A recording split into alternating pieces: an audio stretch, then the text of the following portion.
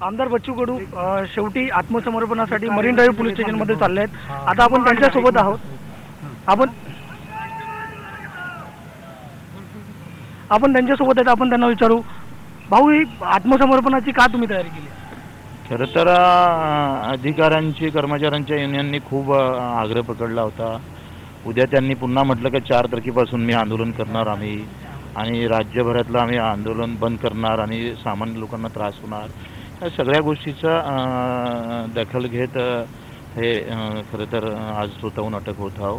कारण सामान्य लोकांच्या हितार्थच माझं आंदोलन होतं, त्या सगळ्या गोष्टीला आळा येऊ नये म्हणून ही मी निर्णय घेतलेला। कुठेतरी सरकार या सगळ्या संघटनाच्या दबावापुढे झुकत आहे आणि त्यांनी तुमची बाजू ऐकून न घेता हा सगळा निर्णय घेतला असं तुम्हाला वाटतं? हां, बिलकुल मला वाटतं अधिवेशनपर्यंत तरी अटक व्हायला नको होती, आणि हे सगळं एकंदरीत पाहिलं 400-500 पोलिसांचा ताफा विधानसभेच्या आजूबाजूनं उभा करणं आणि मला अटक करण्यासाठी तशी तयारी करणं, मला वाटतं अधिवेशन झाल्यानंतर केलं असतं तर काही वाईट झालं नसतं।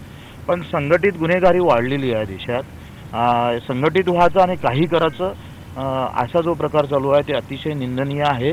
माझी खोट्या स्टेटमेंटवर, खोट्या आरोपावर मला गुन्हे दाखल केले आहे, हे निंदनीयच आहे। हे मंत्रालयानं ज्याच्यावर वाईट पद्धतीनं समोर आलेले आहे त्याच्यासाठी मी जनता दरबार ठेवलेला आहे मनोरा आमदार निवासला 11 ते 3। आता माझ्याकडे प्रचंड महाराष्ट्रातून फोन आलेले आहे, काय मंत्रालयानं आम्हाला कशी वागणूक केली, आमचं जीवन कसं वाटोळं करून टाकलं, इथल्या अधिकाऱ्याच्या बेशिस्तीमुळे आमचे काय हाल झाले, हे सगळे वारंवार फोन येत आहे, पाठिंबा देत आहे। आणि म्हणून 21 एप्रिलला एक जनता दरबार, जे मंत्रालय ग्रस्त आहे, अधिकारी ग्रस्त आहे, काही वाईट वागणुकीमुळे आमच्या सामान्य माणसाला प्रचंड त्रास झालेला आहे, त्याच्याविरुद्ध हा पहिली लढाई आम्ही 21 एप्रिलला सुरू करणार आहोत। उमेश गोविलकर सह विनोद राऊत, IBN लोकमत, मुंबई।